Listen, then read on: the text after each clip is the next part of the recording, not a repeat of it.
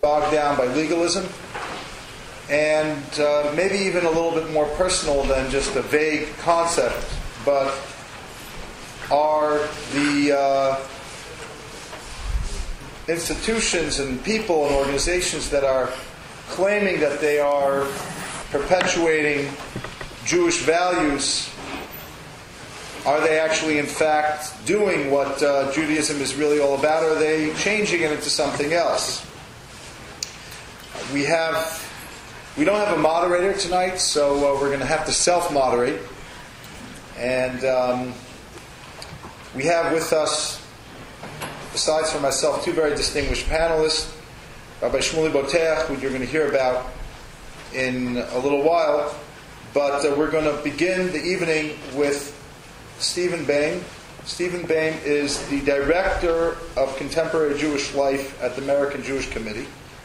He's been a visiting professor at Yeshiva University and other universities. He has a degree in history. He's written a number of books. One is Understanding Jewish History, and another significant one is Jewish Arguments and Counter-Arguments. He's been listed as one of the 50 most influential Jewish leaders by the Jewish Forward a number of times. And he has a lot of credentials, and this is what he does. He thinks about the future of the Jewish people. So I couldn't think of a better person to join Shmuley and I for this important discussion. Thank you. Thank you, Rabbi. It really is my pleasure and distinction to be able to join with you here for many reasons. One is I've lived in Riverdale for the last 31 years. I don't think I've ever migrated far enough south down here to participate in the Shul. I've heard wonderful things about it over the years, and I've followed its development. And really a lot of it is due to the credit of people like yourselves and the leadership of Rabbi Citron. And Rabbi Boteach, whom I've not met, but I've followed his writings and had many occasions to learn from him in print over the years. It really is a tremendous distinction to be able to join with him this evening. That said, I'm not exactly sure what I have to contribute to the discussion. I am not known as particularly a spiritual individual, nor would I define myself that way. I do observe the Jewish scene. I participate in Jewish life. And I have some thoughts about the question, which I would like to share with you, perhaps in a brief 5 to 7 minute overview, and then subsequently in an exchange.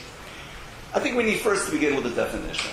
And we've used the word spirituality. We've not used the Hebrew term, which I find in and of itself to be revealing.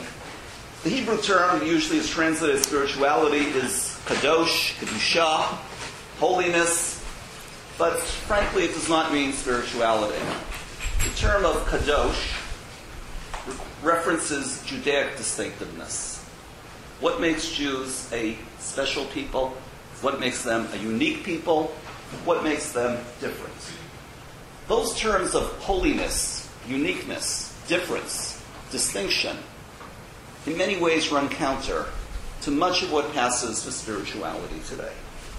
Let me give you 2 brief incidents from some of my travels from different sides of the spectrum, which I think crystallize this problem, then perhaps discuss it in somewhat broader terms, and then save some prescriptions for the future for the question and answer period.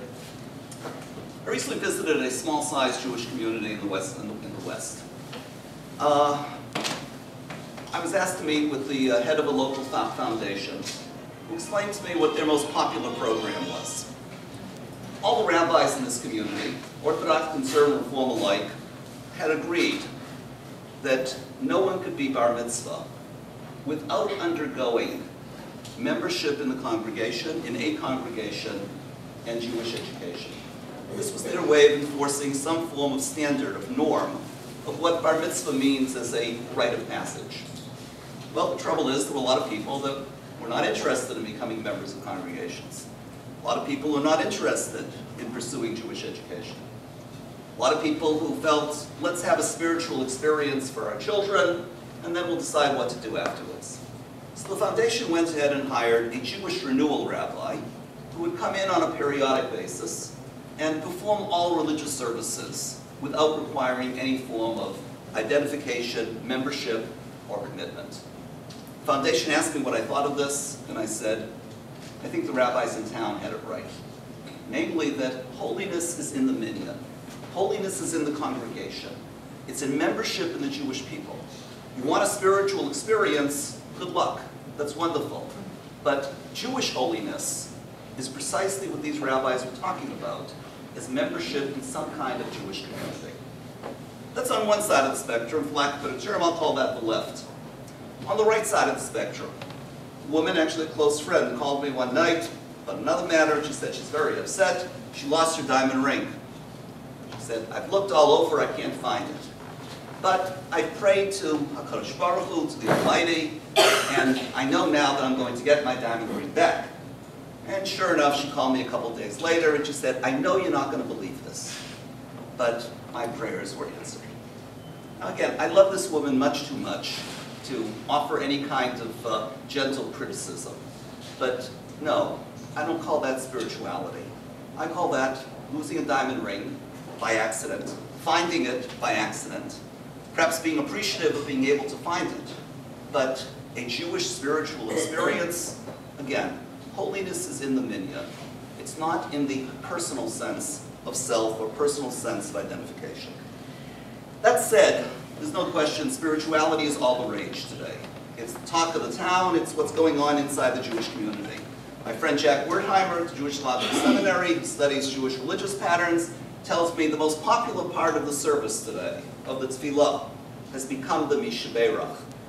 Now again, the cynical side of me said the Mishberach was the time when I took a breather. The Mishberach l'cholim, prayer for sick people.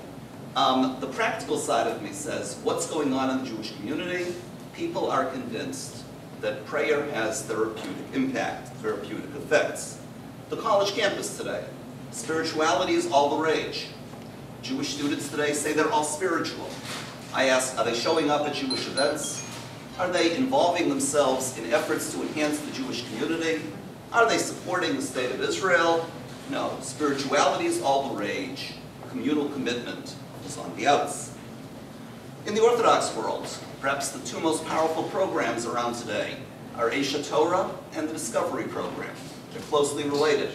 Esha Torah claims to, again, have all the answers, be able to prove that the Bible codes, if you will, are all correct. They provide, if you will, what they call a spiritual experience for anyone who enters into their portals. Again, my question is, I'm not going to judge the level of spirituality in others, but to what extent is this anchored in the collective experience of the Jewish people, in the collective narrative of what it means to be a Jew? Much of it, to be fair, is by no means new. We certainly do have a spiritual tradition, and again, I'm going to be the last person to argue against it.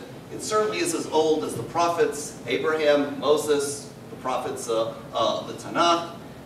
It cuts through the Kabbalah, and it's perhaps its latest manifestation, Rabbi Boteach can speak about much more eloquently, in terms of modern Hasidism. What is new about it, I would suggest the two other phenomena, though, and these are the ones that give me concern. Number one, that much of what passes for spirituality today is a personal, inward experience, rather than a collective, communal experience. Two, and closely related to it, much of the efforts at Jewish renewal and renewing Jewish life via the paths of spirituality don't attempt to transform how Jewish institutions, how the Jewish people goes about doing its business. Or to go back to my opening comments, we're enjoined in the book of Vayikra, Sefer Vayikra, the book of Leviticus, to become a holy people, an Am Kadosh. The meaning of that, when the Tanakh tells, when the Torah tells us Kadoshim to you, be a holy people, the meaning of it is interpreted universally as be a distinctive people. Show how Jews can be distinct, different. Much of what passes for spirituality today is not an attempt to transform the meaning of Jewish peoplehood. Much of it lies precisely outside the boundaries of Jewish peoplehood. I just want to offer one last thought. I do have some prescriptions for where we go in the future, but I want to offer one personal example, which I think sums it all up.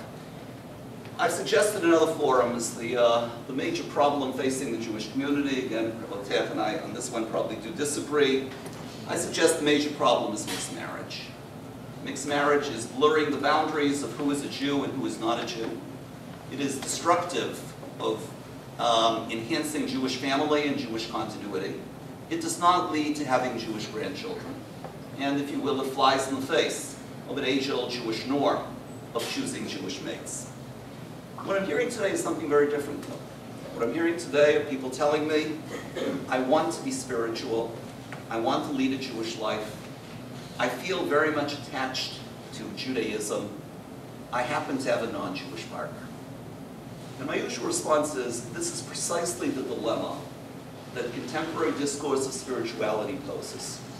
That if it's about be all that you can be, if it's about individual growth, then spirituality is wonderful.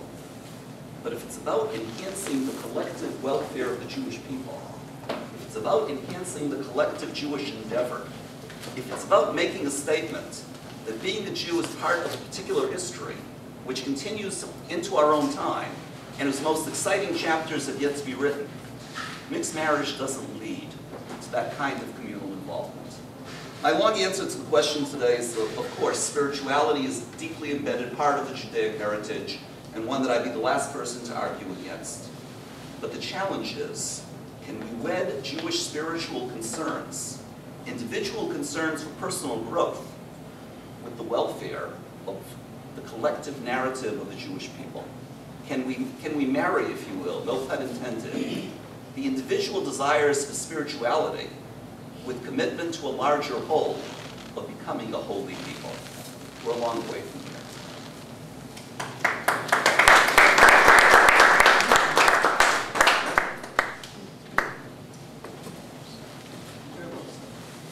Thank you, Stephen. It's a fitting introduction to tonight's program.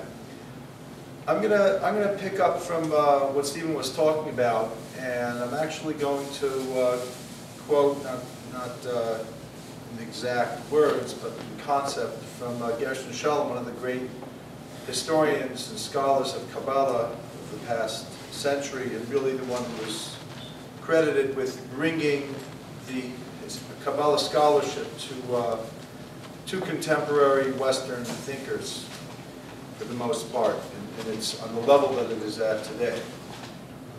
Shalom writes that there's an inherent tension between spirituality, including Jewish spirituality, and community and halachic norms.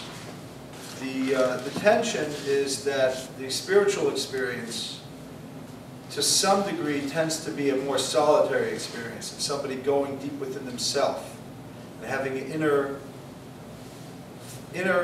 revelation or communion or insight into the nature of the divine, their soul, that offers and poses many challenges to being part of a community, observing the minutiae of halacha. Therefore, you would think that the Kabbalists and the Hasidic masters that followed, to some degree, in their stream and flow of conduct, would somehow create a break from the constructs of the Jewish community and their halachic norms, which was in fact the fear of the Lithuanian movement that we call Misnagdim, who opposed the Hasidic movement based primarily on that ground.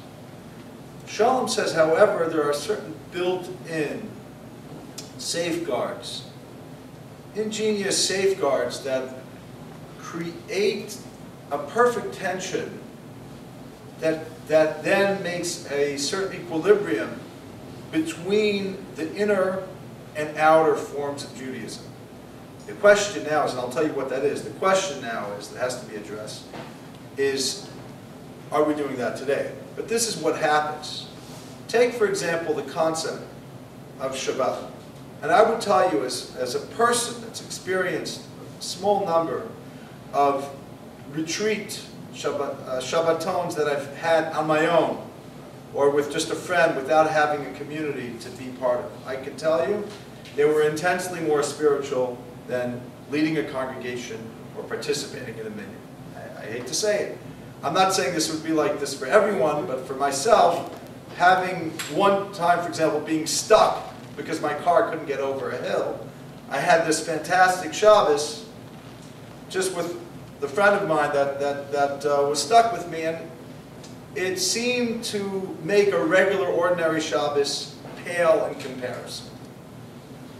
And I did that one time in actually willfully knowing another time, that time was an accident, that I wouldn't have a minyan, and I would really just get into the intermeaning of Shabbat. But let me tell you something. Even saying this on camera, I'm jeopardizing my good standing in the traditional Jewish community, because everybody knows you need to have a minyan on Shabbat. You need to hear the Torah on Shabbat. You should be with your family on Shabbat. So that's the tension that the Kabbalists felt. The Kabbalists might have wanted not just to go away for a Shabbat, but for the whole week, for the month, for the year, in solitude, away from people. But they were told no. Judaism doesn't want you to remove yourself from the community. Judaism wants you to transform where you are, your family, your community. It's not enough to experience it within the framework of your mind and your heart and your soul. That's not the goal. As the author of the Tanya, one of the great works, the master works of the Hasidic Chabad movement says, this soul is already high. The purpose is not for the soul to feel elevated. The purpose is for the soul to transform the materialism and the passions of the body to make that yearn for God. To transform our communities, to transform the places that we live in, not the places that we seclude ourselves in. The question is today, what is happening is unfortunately increasingly there's becoming different camps. All the camps come from a very similar background. Not all the camps, but most of the camps have similarities in their background. They respect some of the great Kabbalists. Lurianic Kabbalah is well respected for the most part in the yeshiva world and in the Sephardic community as well.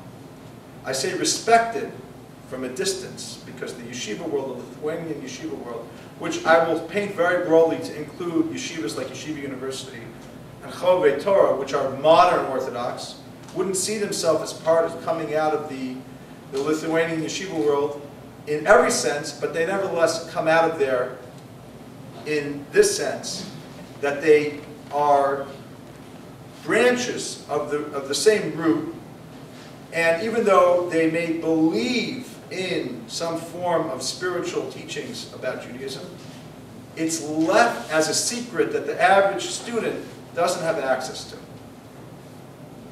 Then you have, on the other hand, you have groups, I don't want to get into the particulars, Stephen brought up Jewish Renewal. And that you have other groups like the Kabbalah Center. Not to compare them, they're really apples and oranges, very different. But some of these groups have taken, and some groups that don't have any affiliation, just individual teachers, will go around teaching the Zohar or other esoteric texts without a pulpit, without an organization that backs them up other than themselves, where the emphasis becomes more and more a spiritual world that may not even have a Jewish source. It may be more pop psychology mixed with a little Zohar in one of these organizations, for instance, and in another organization it can be Buddhism, it could be Zen, it can be any Eastern form of spirituality peppered with a few phrases from the rabbis. I'm not belittling that. I actually respect all of these things. I respect psychology, I respect the Eastern religions. The question to me is to integrate a more wholesome spiritual experience that contains the tension that Sholem describes, but yet searches for the mystical meaning of the mitzvot within the confines of the community, and the tension that that creates to want to leave but come back, the ratzah v'shov, the desire to expand and to go into this cosmic realm where you leave everybody behind, but on the other hand you're reminded that Judaism has so many elements of halacha and commitment to the klal, to the tzibur, to the minyan. And I'll just conclude with this. This tension is apparent in the Talmud's description of what is unique.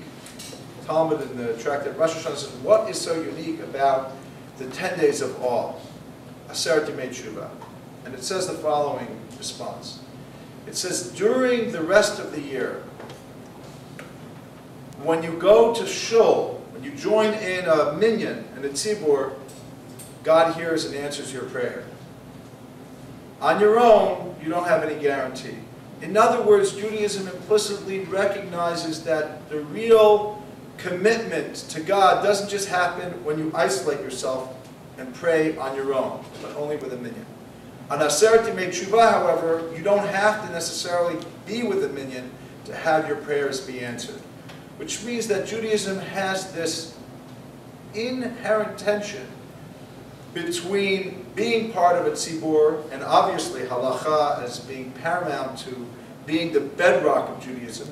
On the other hand, the individual, the mystic quest, the Zohar begins towards its introduction by saying that somebody who has awe of God and serves Him not out of fear of punishment or reward of monetary or other gain, but out of true appreciation and awe of God, has everything. And somebody who lacks that, even though they may keep the form of the mitzvot, they just don't have it. So what I would like to present is a little bit of distinction to Stephen, is that we need to embrace the individual who is in a quest for spiritual connection to a personalized God. But we have to give them a framework that is authentically Jewish so they can have both. Thank you.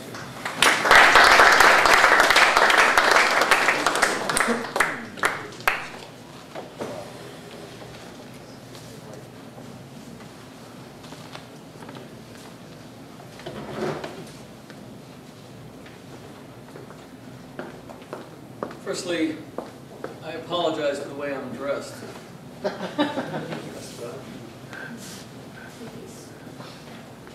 I work in radio where everybody dresses down. I have to go to an event later, so I apologize. You may have heard the story of the man who wishes to enter into a synagogue on the High Holy Days, but he doesn't have a ticket. He has not bought a ticket to enter the synagogue. So he comes up, he hatches a plan, he thinks to himself, I'll tell them that I have to go tell my friend that his car's being towed.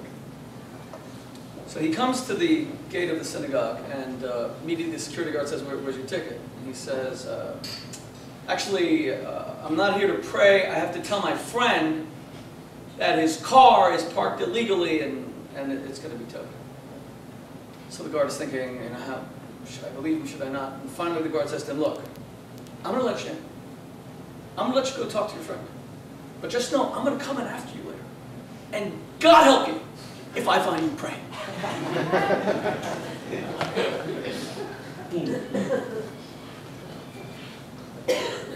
The joke is supposed to be indicative of the wholesale lack of spirituality that exists in synagogues in general, and the Jewish High Holy Days in particular.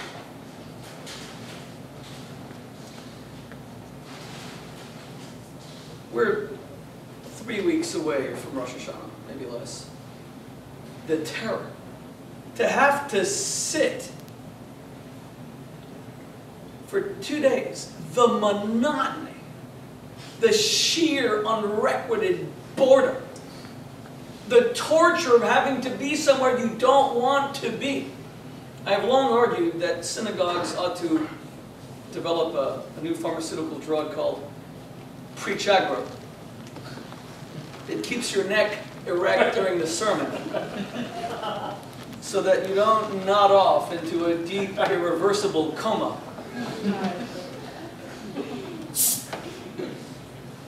Because fighting consciousness in Shul has become a real problem.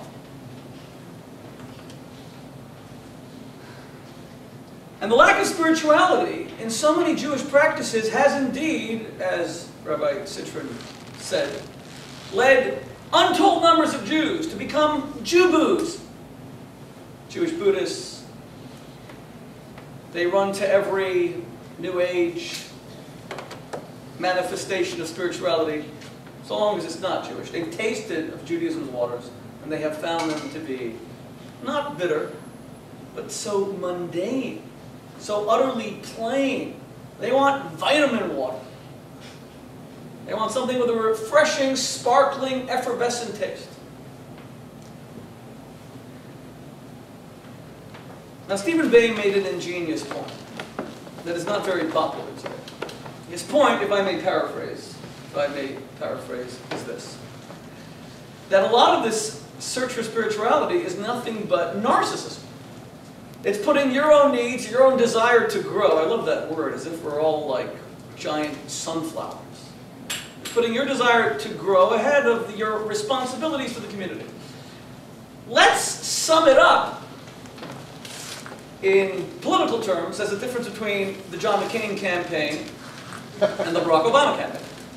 John McCain comes along and says, forget your need to be electrified by politicians. I am old, I am stodgy, I am not that exciting, but I'm a hero and I believe in country first.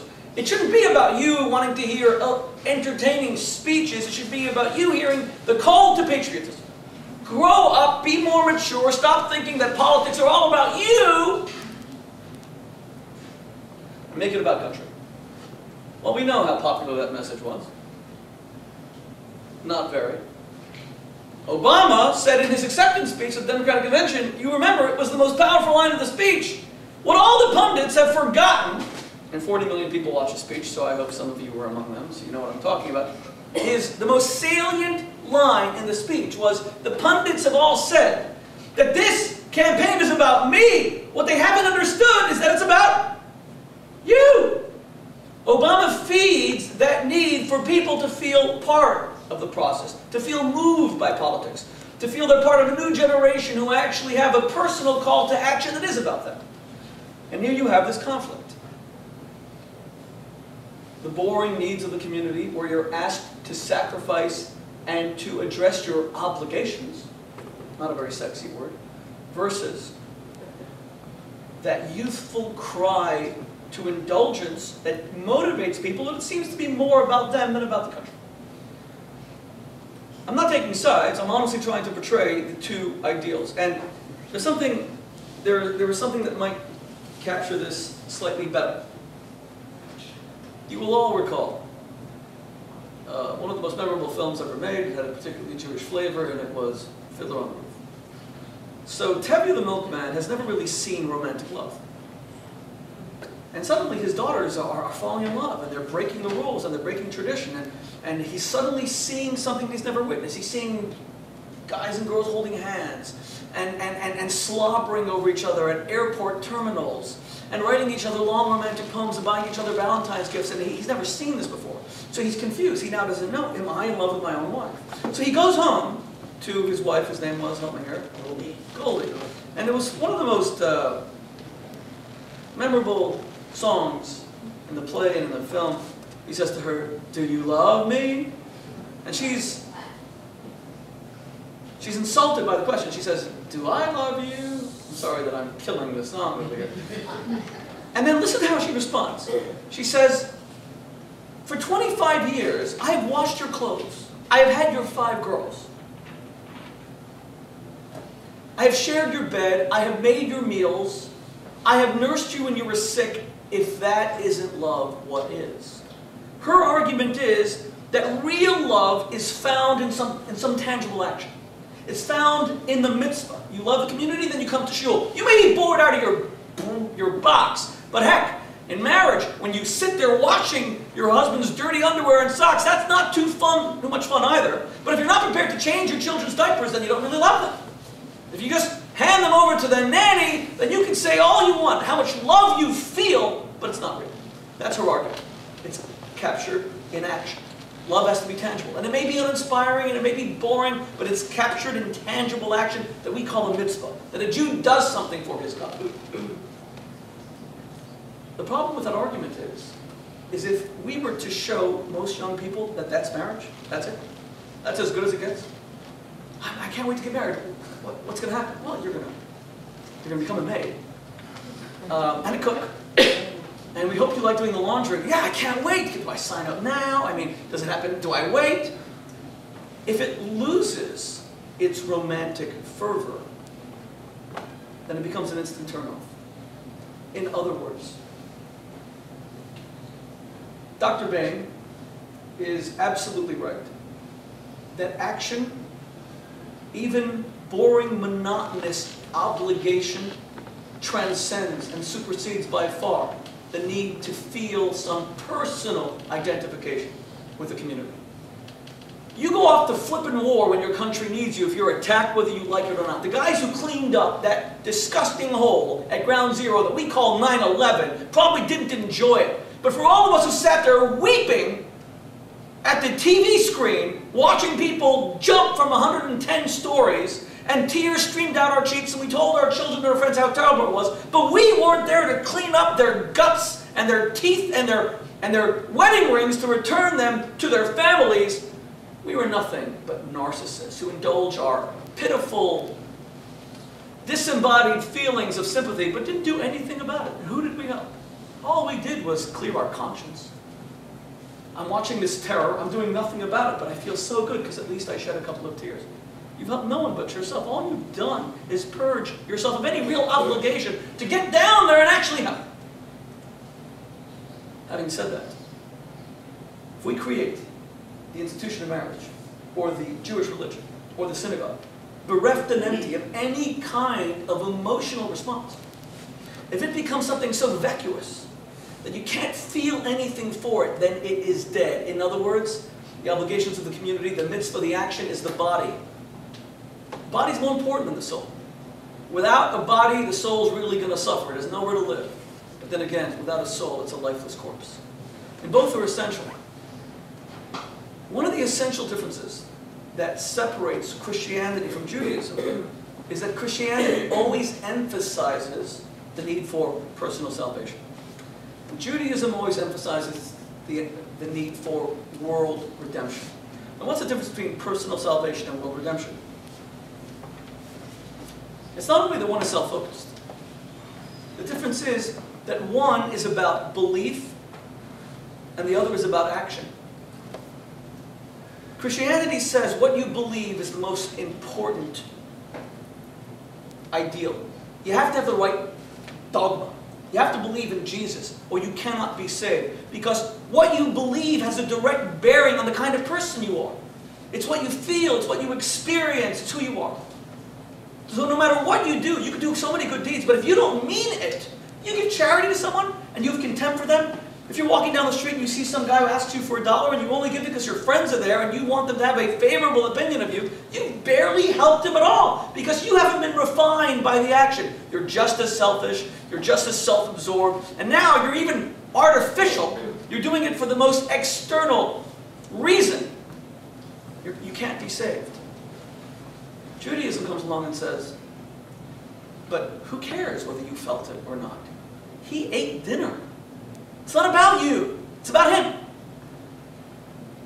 Even for the worst possible reason. If you do the right thing, you can build the wing, a wing in a hospital. And you can have absolutely no sensitivity for those poor cancer children whose lives will be saved. You're doing it because you want to be invited to sleep in the Lincoln bedroom. But you know what? Those kids really couldn't care less what your motivation is. Their parents just want to snuggle up with them at night, feed them dinner, and not visit them in a concrete slab in a cemetery. In other words, Stephen Bayme is absolutely right. Action is more important than intention. Doing the right thing, even if you don't feel it, is paramount. I would even argue, I'd say, the more you do, even though you don't feel, the more you will begin to develop an emotional attachment. You know, I've trained my kids to give $1 to virtually everyone they see on the street. Not always, but most of the time. Now, and my daughter Mushki's here, she'll remember this story, and I don't want to take any more time. We were in New Orleans 3 weeks before it was destroyed by Hurricane Katrina. We were walking through Jackson Square at about midnight. We were on a summer trip. And there was this guy, African-American guy, holding a brown paper bag. And he said to me, you have some change. So I took up like $2 and I put it in his hand and I said to him, buy something good with it. He said, I will. I said, no, I mean it. You know, you're too special a man to ruin your life on booze.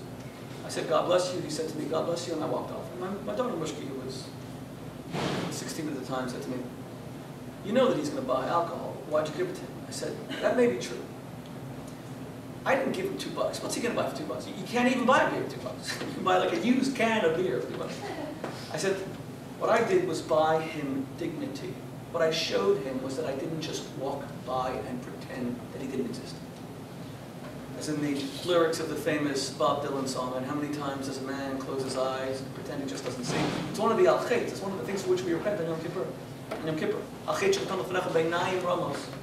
Forgive us, O God, for sinning with the sin of raising our eyes, pretending we don't see. I gave him just a bit of dignity.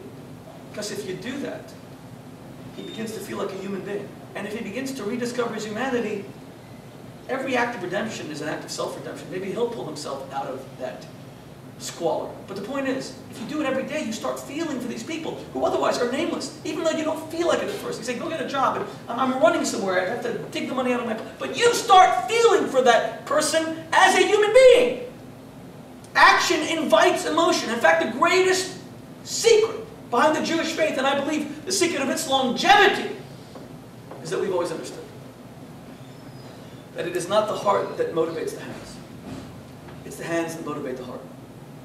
If you wait to fall in love with someone, you're going to wait a long time. That's what all the singles here on the Upper West Side are doing. They're waiting to be struck by lightning and fall in love, and they're finally going to get married. Little do they realize the exact opposite is true. You don't fall in love and then commit. You commit, and it makes you fall in love. Well, you have to establish that the essentials are there, obviously. But can you imagine someone saying to you, I love my job, I start next week? It's an absurd statement. You have a child, and you begin to fall in love with that child. Could you imagine if you waited? I don't want to have a child until I fall in love with it. It's absurd. That's why Stephen's argument is so important. When you undertake your communal responsibilities little by little, it becomes meaningful to you. You'll come to a shul, it'll bore you to death. And then you'll start saying, instead of saying, I'm so bored, you start saying, you'll go to the rabbi and you'll say, how could we make it better? I want my friends to come here. I care about this place. I come every week. How can we make it better? Because if we made every shul like the Carlebach shul, my family here were just here. My family and I were just here for Shabbos. I love coming to the shul. I come as an honored and esteemed. I'm honored just to be a part of what happens here, as an esteemed member, because they sing, because they make it. Because the Carlebach shul really is the model of how shuls should be. Is the body and the soul. Maybe we can export some of this, and it's due to Naftali, and it's due to the members who are here all these years who've made this place so special, and of course the memory of Shlomo Carlebach. But let me just tell you, if you're going to sit and wait to be zapped by lightning to get involved with the Jewish community, not only is the community going to falter and suffer, but you will just indulge your own narcissism, which has sucked the love right out of this great country. It's so often about us, and so many of the most important institutions in this country are falling to pieces as a result. We expect to get something from our friends. We only work for corporations, so we get something from them. When I was a kid, I'd watch the NFL. You'd watch one player with the same team for 20 years. Now they're a different team. Now you don't even know. There's just no idea of loyalty. It's all about what can you give me? And the problem is, it's incarcerating. You live in the jail of your own ego. But when you finally say, what can I do for others? You finally have the greatest American blessing of all. It's called freedom.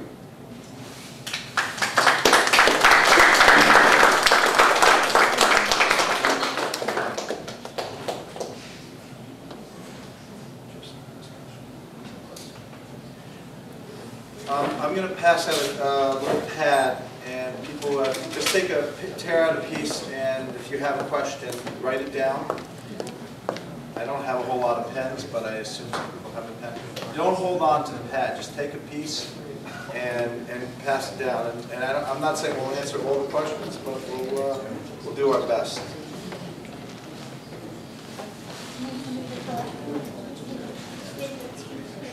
Yes. While the audience is thinking and writing down their questions, we're going to have 2 minutes of a reaction about what Shmuley, maybe what I said by Professor Bayme. Well, thank you. Really, just four points. I agree, obviously, with much of what's been said. I admire the eloquence and scholarship with which they've been articulated. But I really want to offer four observations, really, for you to consider. And again, this is not an informal debate, because I really don't disagree with much of what's been said. But first and foremost, my critique of spirituality is not a critique of the idea of spirituality. It's critique of the American culture in which Jewish talk of spirituality is so embedded. That American culture, I would suggest, is distinguished by two primary features. Number one, and this Rabbi Boteach spoke at great length about, it's a culture of individualism, a culture of be all that you can be. Frankly, that culture has worked very well for Jews. But if that's all that we're about, then spirituality becomes a sense of feeding the self and disanchored from a broader Jewish people. There's a second aspect to that American culture, and that one we have not touched upon.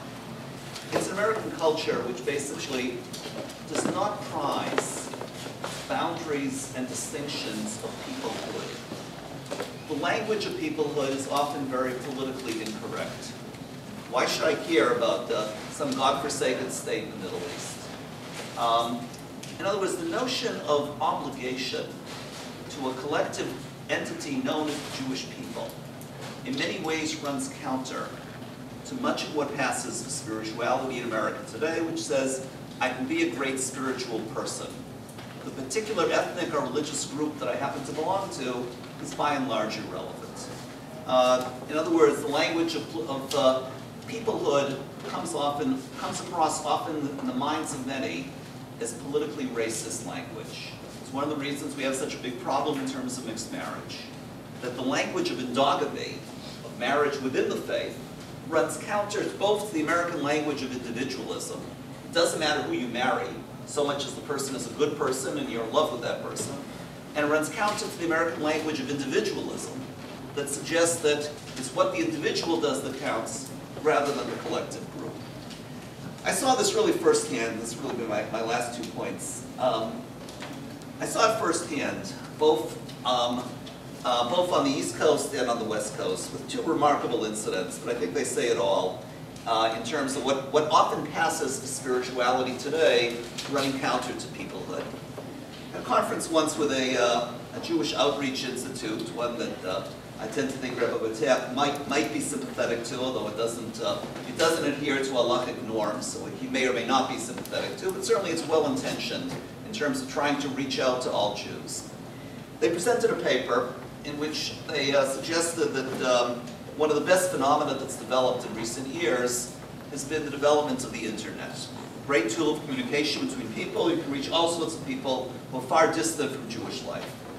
And they said we've even reached the point where our institute has placed the shofar on the internet. In other words, fantastic. Every Rosh Hashanah, go to the internet and you'll hear the sound of the shofar. Now, I'm not going to address the halachic ramifications of that. Who knows, maybe we'll come up with Shabbos law that might make it permissible. But recognize, what is the shofar all about? It's a rallying cry for the Jewish people to renew itself. It's a statement to the Jewish people as a whole that we're at the beginning of a new year. Let's rally the Jewish energies. Hearing the shofar without any context of peoplehood, no, I can't call that a spiritual experience. That's the East Coast. On the West Coast, there was a conference a number of years ago, discussion of mixed marriage, again, healthy exchange of views, but a major Jewish philanthropist got up. And he said, again, it's one of the problems of Jewish life. It's often very difficult to argue with people with large and generous pockets, and I appreciate that. But again, I couldn't resist the response. His comment was as follows. He said, I have 4 sons. They've all married out. This year they came to me and said, Dad, we haven't had a Passover Seder in a number of years. I said, fantastic, let's pull together. I said, well, the trouble is one lives in Alaska, one lives in Hawaii, a third lives in Massachusetts, a fourth lives here in California. The only time we could get together was in March. Well, there we were, having a Passover Seder, eating matzah in March. A spiritual experience for that family, perhaps. But what is the Passover Seder? It's a statement that once a year, the Jews as a people commemorate the exodus from Egypt, their birth as a people, their liberation from slavery, their acceptance of the Torah, and their entrance into the Promised Land. Those are all experiences of what I call the collective Jewish narrative. For one family to do it in March, out of the context of what the Jewish calendar is all about, what the Jewish people are doing as a collective whole, no, I can't call that spirituality, much as it fits the criteria of what passes for spirituality in America today?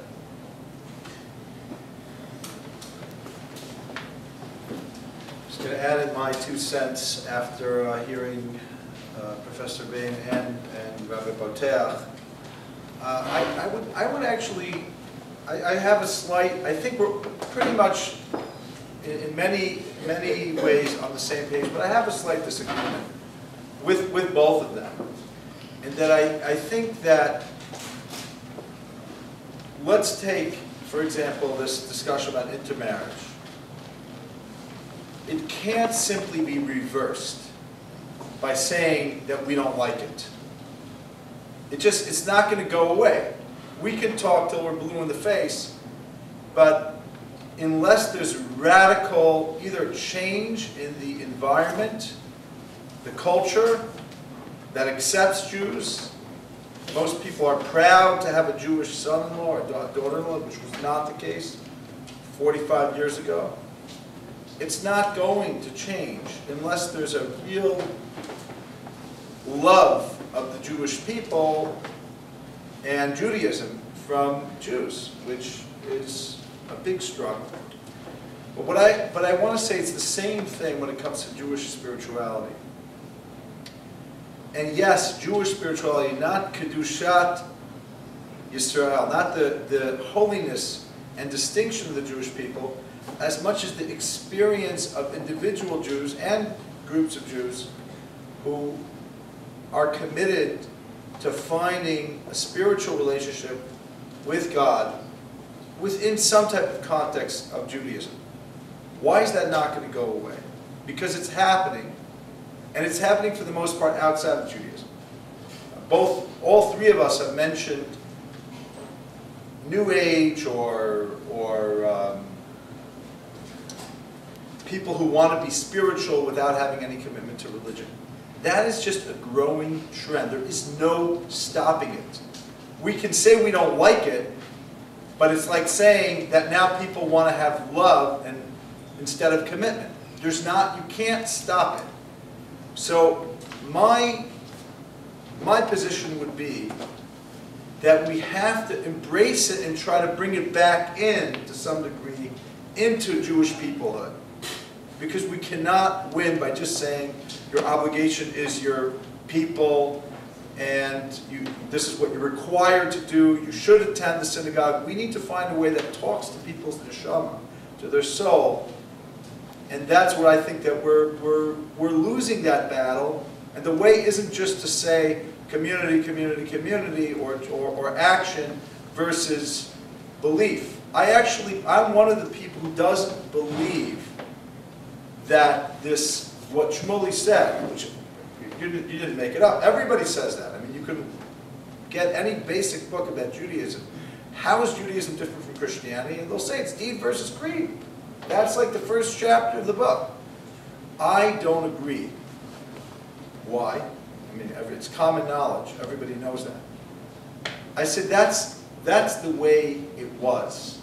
But today, in order to continue to have a strong base of Judaism, we're losing our best people. I went to see Amma, that Hindu woman that gives hugs for hours, thousands of people every day.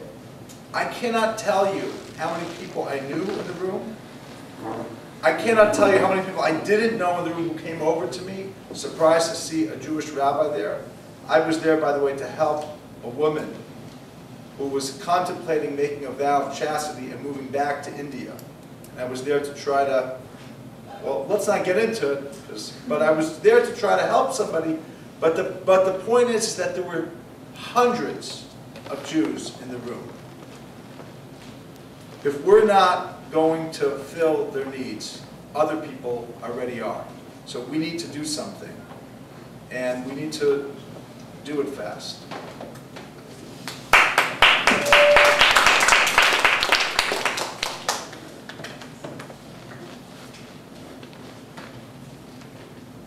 I actually wasn't planning to respond at this point. We should go into questions, but after Rabbi Citron's comments, I feel I must. The institution of marriage is dying throughout the Western world. New York Times reported last January that for the first time in this country's history, 51% of women are now single. So for the first time, there was a majority of women who are unattached. In addition, 3/4 of all divorces are initiated by women. In essence, women are giving up on men. It's one of the reasons why Sex and the City was such a successful series. It really captured the modern-day forlornness of the professional single woman who cannot find a soulmate. She's attracted to men, she dates men, but she bears her soul to her girlfriends. And that's in the United States. Once you move it over to Scandinavia, where in Iceland only 23% of the population is married. In Finland, in Sweden, it's about 27% of the population. Marriage is on the decline. So the question is, why do we have it? People can still love each other, men and women can have children and be committed to each other. I use this as an example because it reflects what Naftali is saying. The shuls are becoming emptier. Maybe not the younger ones, some of the Upper West Side are flourishing, but for the most part, Judaism is suffering. Numbers are leaving. We've gone from 6 million Jews in the United States to 5 million over a 25-year period. No Hitler did it. We just assimilated and had a very low birth rate. We can say discard marriage, and we can just have romantic love. There's one problem. It's been tried. It was called the 1960s. They had a period of free love. It was not satisfying. People actually clamor for clarity. You don't want to just date a man, you want to know that you mean something to him that's eternal. You want to know that in the presence of an entire community, he took himself off the market, declaring to hundreds of women present that he has found what he's looking for. You need to know that you're not a girlfriend who can be terminated with an email. The problem with spirituality that does not have an institutional manifestation is that it's so disembodied as to not be real. I spoke in this shul Friday night about the beauty of the 1960s movement and how I consider myself a Jewish hippie. At least I have a hidden inner hippie. And this summer I took my kids to all the great hippie spots around the United States. I took them to Haight-Ashbury in San Francisco. I took them to Woodstock. I took them to Bethel, New York, where the concert was on its 39th anniversary. I took them to the Esalen Institute and Big Sur in California. I very much identify, because of 68, 69, 40 years, summer of 68 was the very height of the hippie movement. But notice it left no trace. No trace. All those people who were going to change the world took corporate jobs, and their kids are working on Wall Street.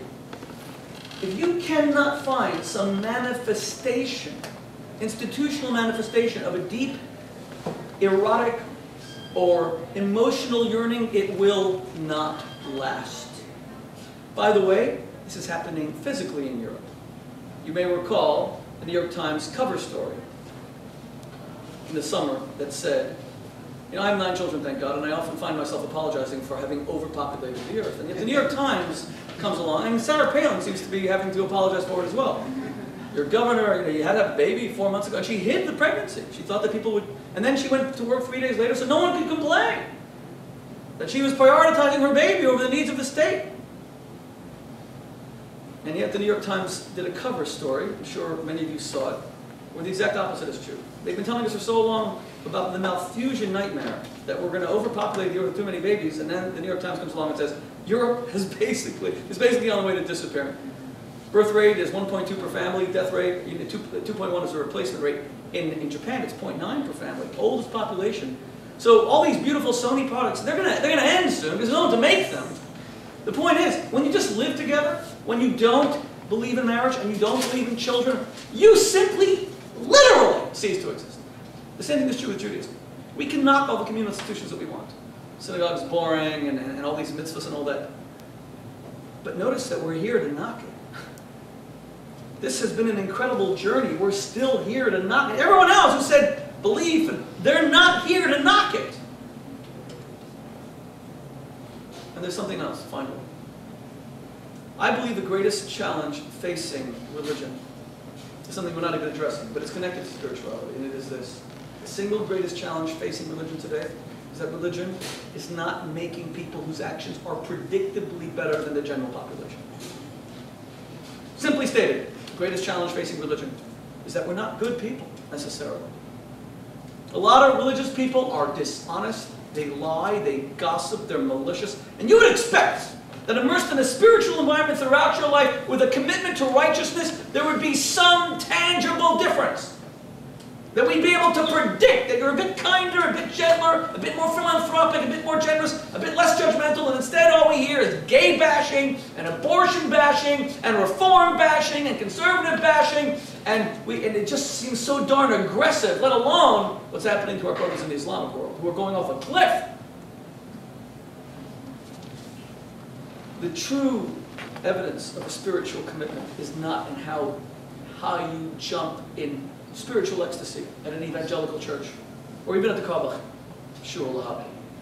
The true test is how you treat people in the Shul and when you leave the Shul. And that's why I believe in the concept of a mitzvah. And that's why I believe in the concept of coming to Shul, because it teaches you selflessness. It teaches you, I think that Professor Bayme expressed it very eloquently, about the need for the communal responsibilities to supersede our own desire to feel. We do have to feel, don't get me wrong. And Naftali's absolutely right. If we don't inject a strong surge of spirituality into the Jewish religious body, it will die. It will die.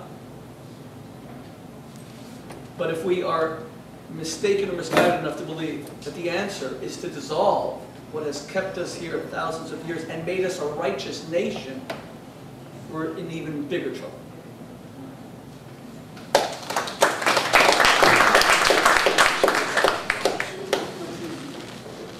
So we're going to do, luckily we only received a few questions. If everybody had given a question, we'd be in trouble. Here's one, and it's similar to, oh wow, somebody just wrote a long question, or two questions. How would you respond to those who have a problem connecting to God on an individual level during specifically prayer, due to the inherent limitation of group prayer? In other words, somebody doesn't really, they come to synagogue under certain limitations. I'm going to actually read another question that's very similar to that.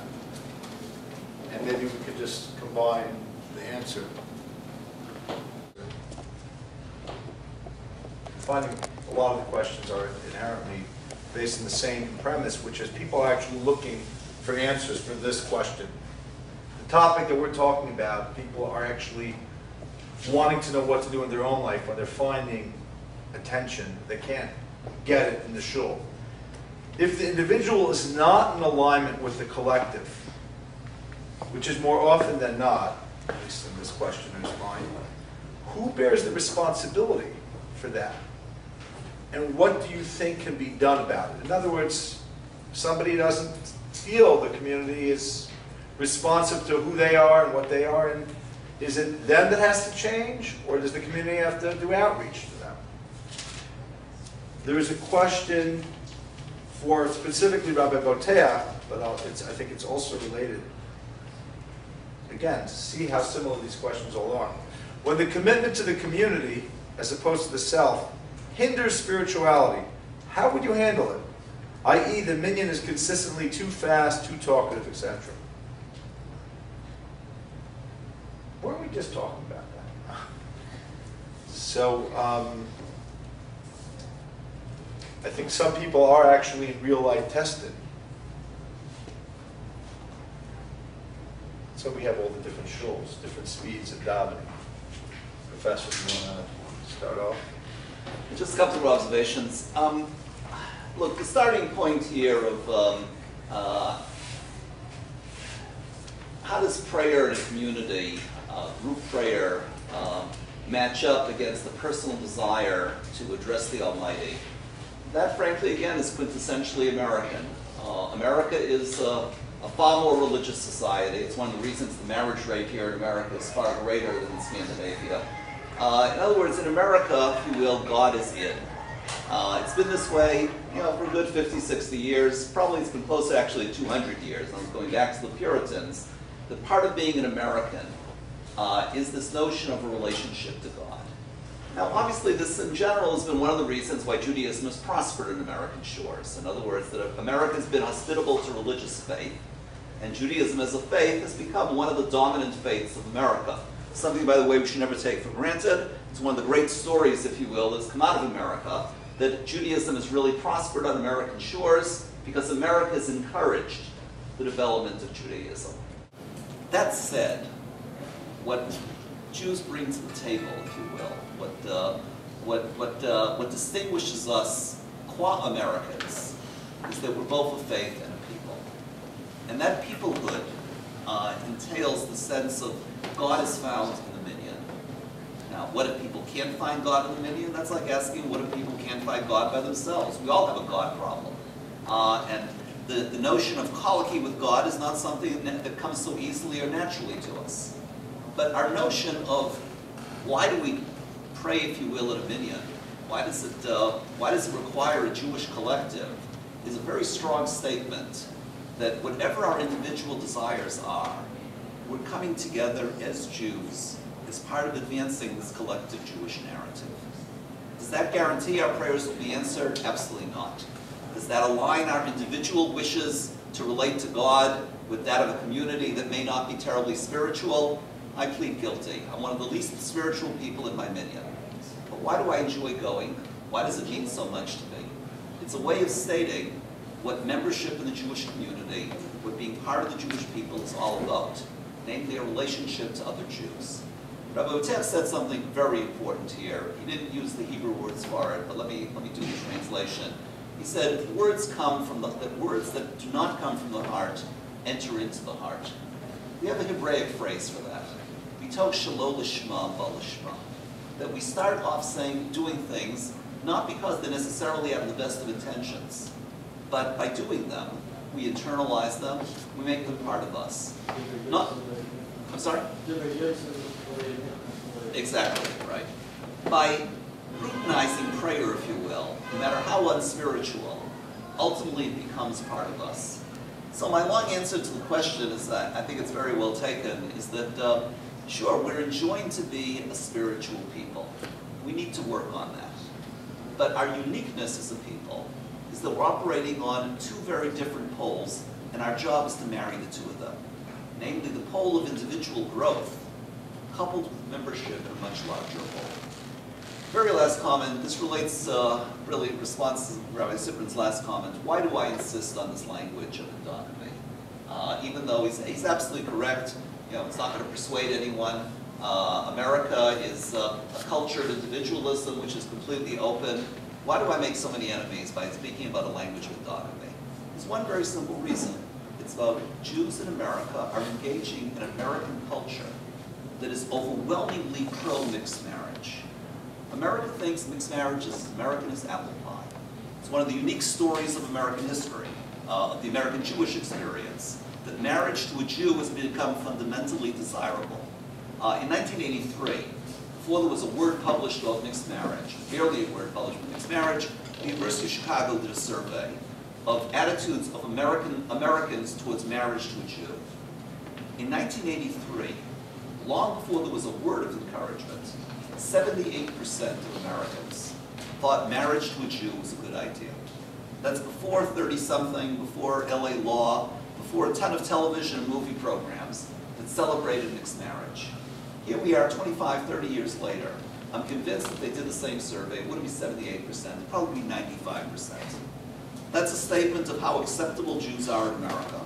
It's a statement about the weakness of anti-Semitism in America. Pretty hard to be anti-Semitic. I think it's a good idea for people to marry one of them. But it's also a statement of the challenge that Jewish peoplehood today.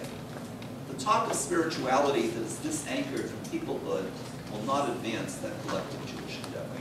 I think I was invited to this panel again, not because I'm a great spiritualist. My wife even told me, went out of her way to say, is this really something you need at this point? I said, what I have to contribute to the discussion is that spirituality that's disanchored from peoplehood is not Jewish spirituality. Our job is to create a Jewish spiritual.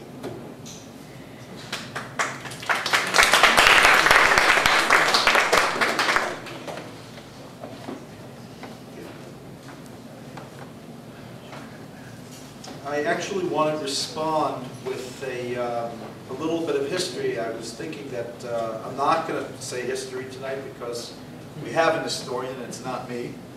But I'll just tell you that the Hasidic movement, and I actually gave a lecture just yesterday in a rabbinical school, and in the lecture, one of the things I talked about is what is the Hasidic movement, and how does it differ from the Kabbalah, the various schools of Kabbalah that preceded it. After all, it also is very loyal to the teachings of Kabbalah. There are different answers, but one of the answers, and you could read about, there's a book about this called My Word is Prayer by Art Green, is that the Baal Shem Tov, the founder of the Hasidic movement, was essentially challenging that Judaism is about prayer, and not just about communal prayer, but about an intense personal relationship with God through prayer. And that somehow or another, that initial flash of what Judaism could be through this vision of the Baal Shem Tov was lost even within the Hasidic movement to a large degree. My answer to all of these questions would be to go back to this revolutionary movement within Judaism. That was revolutionary because it was vilified by the traditional Jews as somehow challenging normative halachic practices. And I can tell you, the Hasidim did not violate halacha for the most part. There was only one place where they flagrantly violated. What was that? It wasn't into marriage. It wasn't even not sleeping in the sukkah. That wasn't until later. Some Hasidim. It was that they didn't daven in the Zman, the right time that you're supposed to pray by. They couldn't seem to finish it. Sometimes they couldn't even start it at that time. Well, what does that tell you? It tells you that that was their point of contention. And my response would be is that we need to reinvigorate this dialogue. We need the Baal Shem Tov's energy. We need the Vilna Gaon's energy. And we need to continue that. And people have to be struggling to find it. I can't always find my voice in the minyan. And that's part of the struggle. But I could sometimes daven on my own. I could go to the minyan and like Professor Bayme said, that's part of it as well.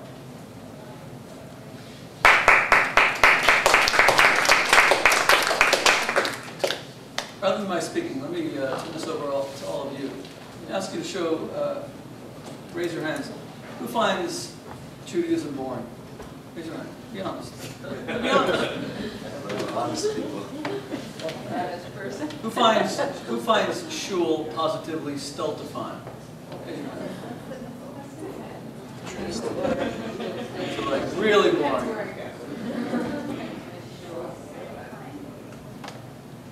Who finds it difficult to balance, to find their own individuality amidst participating in Jewish communal life?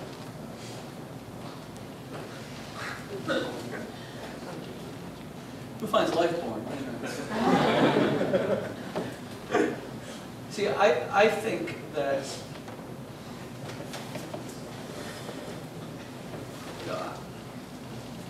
I sincerely believe that the greatest disease that has destroyed humankind from its inception, it's not cancer, it's not AIDS, it's not the bubonic plague, it's not influenza, it's boredom. It's somehow finding life invigorating. I'm a marital counselor. The number one cause of divorce is not couples fighting and arguing and he votes Democrat and she voted Republican and they throw things at each other in the kitchen as a result. The number one cause of marital decay is monotony, predictability, routine. It's where you have nothing to look forward to. It's just not exciting anymore. There are so many women, especially, that you see this burnout as their mothers and wives, and it's just drudgery and work. And for a lot of people, they look at religion, and it's the same thing. There's so many obligations. You wake up in the morning and you have to put on your tefillin, or if you're a woman, pray. You're starving, but you can't eat a piece of bread before you wash your hands. And everyone dresses loosely in the summer because it's hot, but you have to wear a skirt. And and a blouse that covers your elbows, and tzitzis are hot. It just seems it's such an obligation. And let's face it, we can talk all about the theological differences that separate Judaism and Christianity, but the most straightforward difference is that Christianity abrogated all of these responsibilities and said, you know, it is more about feeling, and you don't have to do all that much, and as long as your heart is in the right place. And that appeals to people. And we can, and I've spent a lot of my time tonight arguing for the importance of these institutions, and I believe in those arguments with all my heart. And yet, I fully acknowledge that if we don't do something, as Naftali said, to bring about a resurgence of Jewish spirituality, and I think that Professor Bayme, as a very bright and scholarly man, is looking at this perhaps with a millennia perspective. But the individual doesn't look at it from the perspective of thousands of years and the peoplehood of the Jewish nation. They look at their own individual life. People want to feel alive. Why is sexuality such a talked about, written about subject? Because it makes you feel alive.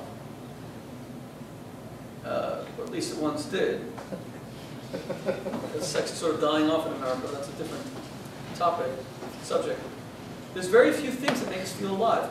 Look at the things that make people feel alive these days. At the top of the ladder would be making money. They feel good when they make money. Look at anyone who won the lottery. They jump 50 feet in the air. Boy, are they alive.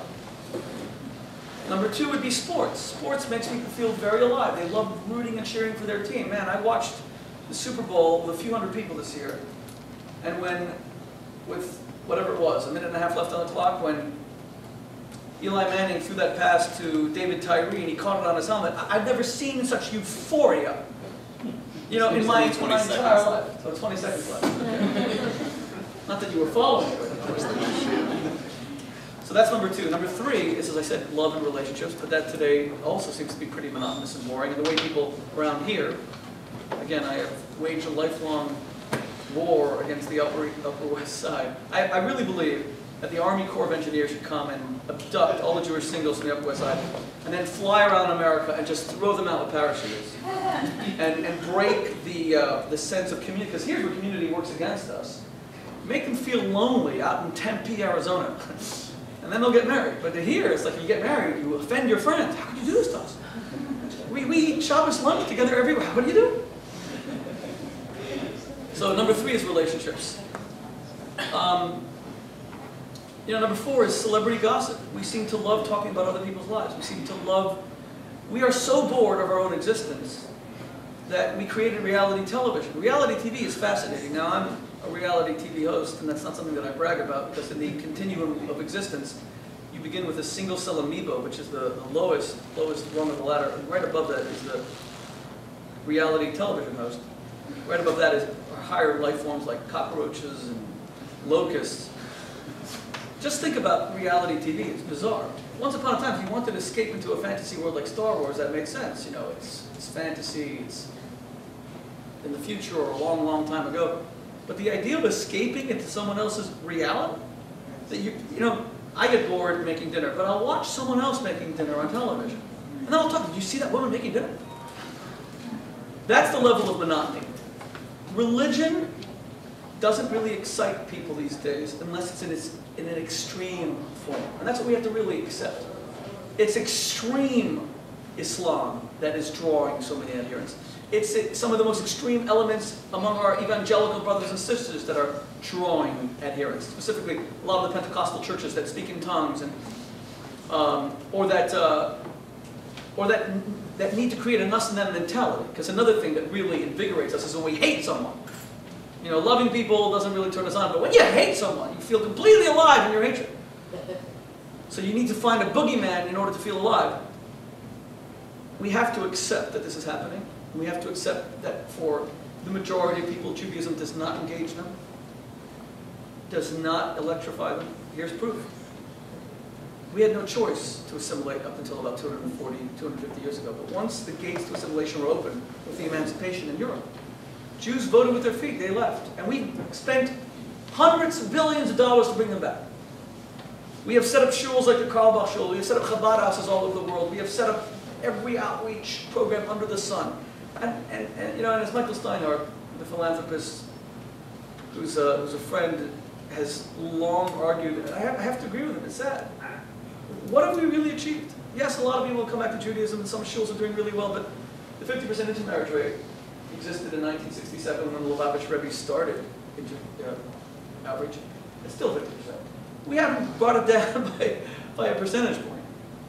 I think something like, exact numbers exist, but if ballpark, if something like 10–15% of Jewish kids were in Jewish education 40 years ago, today I think it's 20%. And hundreds of billions of dollars have been spent. And we take these kids to Israel on a free trip, and they get all spiritual, and they come back, and they go back to what they were. So, and I don't think we need more conferences, and I don't think we need more talks. That's just going to bore us even more. What we need is a soulful manifestation of the Jewish experience. You need to come to shul and feel like you're an individual. You have to feel like you belong. If the rabbi doesn't greet you at the door, he's not doing his job. If he doesn't know your name, and if the community members don't go and welcome you, that shul sucks. And it's not going to last. It'll be, people 65 and over will be saying Kaddish there. That's it. And if it doesn't have communal meals so people can get to know each other as individuals, then it's not going to last either. We know it works. We know. We know that when individuals are constituent members of those communities, then it works. But when you are asked to blend into the community and lose your individuality and cease being, and you're just part of the morass, and you don't go there anymore. Because what drives each and every one of us is a desire to be unique and to be special. To the extent that being part of Jewish communal life will make us feel unique and special, loved, wanted, desired, and it's gonna grow, and we're gonna come. But to the extent that we just feel no one even appreciates us being there, I have to be honest. You know, they've been very important. I don't think. Let me be very honest. I don't think anyone here even realizes how important this conversation is. And this is my fact. I just dumped on these discussions, but I got to tell you, the different viewpoints that are expressed here they're all each in its own way is important. But I have to tell you, amidst Stephen's insistence on shul, I got to tell you, I have a problem with shul. I mean, I honestly do. I can't say that I've ever found my. That's why I created the shul when I was at Oxford. I like coming here, you know, but I don't live near here. In Englewood, I find it very challenging. A lot of the shuls are bourgeoisie. You know, there are people who are professionals, they make money and they go there and it's nice and they come with their kids. They're wonderful people, but it's not particularly invigorating. And also, I'm tired of hearing sermons where all of us are just saying the same thing. I mean, if I go to one more wedding where the rabbi gets up and says that Ish and Isha has Ish, and if you put them together, I mean, honestly, I will take a gun, I will put it to my head, and I'll say, this is less painful. But we need to hear something new finally. It's the same stuff, for goodness sake. And there's really a dearth of new Jewish scholarship. There's like no new ideas. And that also results from a lot of things that we have gone on too much. That results from fear. You know, there's so many rabbis that are looking over their shoulders. They're afraid of being condemned as heretical, out of the mainstream, that they won't say anything new. And I got to tell you, as someone who published a book called Kosher Sex, and I remember what happened to me at the time. It was, on the one hand, it was fun because wow, all these people who hate me were talking about me. Oh yeah. On the other hand, it's not comfortable. It's not nice being hated and being told that, you know, this is not what rabbis do, etc. So we have real issues that have to be addressed, but we do know what works, and we know what makes people feel spiritual. And the next thing I'm going to do, Tully, is I'm going out and I'm going to become the rabbi hugger. Okay? Because if it worked for that woman, where's she from? India. She just hugged you. All she does is hug people. Okay. She's got the world record on hugging people. So she just comes to her and she hugs you. Thousands of people. Literally, this is how desperate people are for a little attention. Thousands of people wait for hours To be get hugged a by hug her. from her. Okay. I'm not going to say we should all hug each other tonight. We don't want rabbis actually getting into trouble. Okay? And we don't do that on the West Side. That's way too intimate. She is an incarnation of the divine mother in the Hindu religion, which is a very incredible person. What's that? She is an incarnation of the divine mother. If you look on the net, Her website, yeah. you'll see, you know. Well, she's definitely done a lot of good humanitarian work, but in terms of this discussion, it was just that the fact that so many Jewish people find that they need to go to an Indian leader, and they're not, and many of them are not going to find that within their own community, that has something to be said about the nature of. No idea what to go public. I hear you. It's not just the hug. We have to start doing the synagogue hugging Hug committee. it. Those who stand at the door and hug you. Just before they give you a stale cracker from the Kiddush. Stephen is going to say, we're going to just maybe have some final remarks and just conclude. Look, I've enjoyed this immensely. I really enjoy being invited here, and I say I'm really honored to be part. So I really don't mean to rain on what really is a very, very fruitful discussion. But I do want to offer a couple of correctives. First, just personally, Rabbi Boteach asked, why do I insist upon Shul so much when it's boring? As it happens, there's a wonderful Shul near me, which I don't go to. I love the Rabbi. He's wonderful. I agree with him most of the time. Some of the people there are really outstanding people. Someone asked me, though, why don't I go there? I said, I don't want to be hugged. You didn't hit the punchline. I ended up, for a variety of reasons, having to going one Friday night. I got hugged not once, but twice. So in that sense, the Fanatics. I do think we're painting somewhat a too dismal picture, though. In other words, I understand all of these issues. I understand all the complaints. But frankly, I think the picture is much too dismal. At least it's too dismal from my reading of American Jewry. First, a little bit of data. Rabbi Boteach was lamenting the paucity of Jewish education. The data is actually much more encouraging. 80% of American Jews, not 10%, not 15%, but 80% of American Jews get some form of Jewish education. The breakdown basically is 30% in day schools, 30% in 2 or 3 day a week supplementary schools, 20% in 1 day a week, and 20% zero. Now, obviously I'm not satisfied with that. I'd like to see it much higher. But compare that to 1960. The percentage of children in day schools then was 10%, at best. It's about 50,000 Jewish children in day schools. Today it's over 200,000. Now what that means, and this is the critical aspect of this, is that American Jews today have more opportunities to get quality Jewish education than ever before in the American Jewish experience. Rabbi Boteach lamented the issue of Jewish scholarship. I hate to disagree, but take a look at my library, which I am constantly immersing myself in. A new book a week on some issue of Jewish scholarship, whether it is Jewish text, whether it's Jewish history, whether it's rabbinics. I find it fascinating. Now, why is it happening in America today? Precisely because America is given the opportunities to Jews to build a vibrant Jewish existence, a vibrant Jewish culture. The challenge is, are Jews prepared to make the necessary sacrifices to avail themselves of that culture? At a discussion in the American Jewish Committee this morning, similar discussion, people were saying, why don't we have Jewish grandchildren?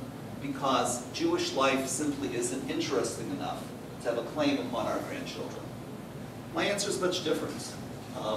Jewish continuity is available to anyone who's prepared to pay the price. And the price is not financial. The price is one of communal engagement, cultural commitment to this collective Jewish endeavor. Will some people find that price too daunting? Absolutely. And that's why the intermarriage rate is high. I want to get back to that in a second. It wasn't always as high as 50%, by the way. Back in 1967, it was probably about 15%. Certainly less than 20%. There's been a trajectory of increased intermarriage, not because we've been saying intermarriage is bad, but precisely because America's been saying intermarriage is good. In other words, America's become more accepting of intermarriage. As a result, the intermarriage rate has gone up. But at the same time, the real issue here is, are Jews prepared to pay the price that leading a Jewish life entails. And by that, I don't mean the financial price. The price is one of how much of a claim does this Jewish heritage have upon you? That you're willing to sacrifice other things, including things that are very sacred, like the Super Bowl, which I do admit I follow. But it involves sacrificing of certain elements of American culture that otherwise are perfectly acceptable in favor of pursuing this Jewish enterprise. The narrative of American Jewry today is twofold. There is a percentage, 20-25% of the community, that are prepared to become full-time Jews. This percentage, another 20-25%, that have zero interest in anything that, with all due respect, Rabbi Boteach or anyone else could possibly have to say on the subject. And then there's the great middle. And that great middle can go either way. And the challenge to Jewish leadership is to be able to articulate a message that will attract that great middle. I would not be that pessimistic about our capacity to do so. I think the future is very much in our hands. As far as mixed marriage is concerned, one last point, maybe two last points about it. Number one is that I said the mixed marriage rate has increased sharply since 1960. 1960 was less than 10%. Went up to 17% in the 1960s. Boteach and I have some very different views about the history of the 1960s, but that's for another time. It went up in the 1960s to 15-17%. In the 1970s to 30%, and then it hit 50% in 1990, and it's plateaued since then. But what has changed? Why am I so concerned about it? I'm concerned about the rates, but the real change is something else. In 1980, even as late as 1980, mixed marriage was seen as a problem.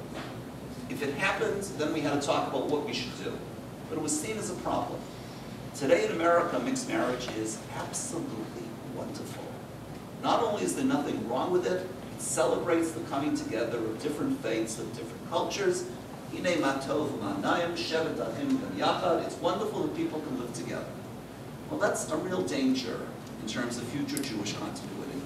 Mixed marriage may be a marvelous statement about America, but it's a real danger in terms of where are the Jews going. I've said before, if America articulates messages that are completely accepting of mixed marriage, only the Jews can articulate a counter-message. That counter-message is very politically incorrect, often very unpopular, but I think we have to articulate it. I'm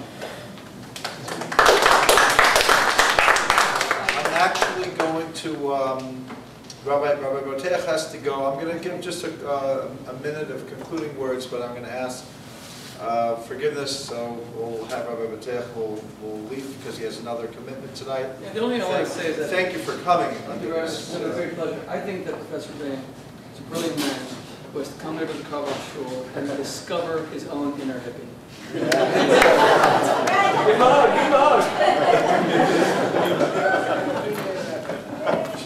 Thank you. It's there somewhere, honestly.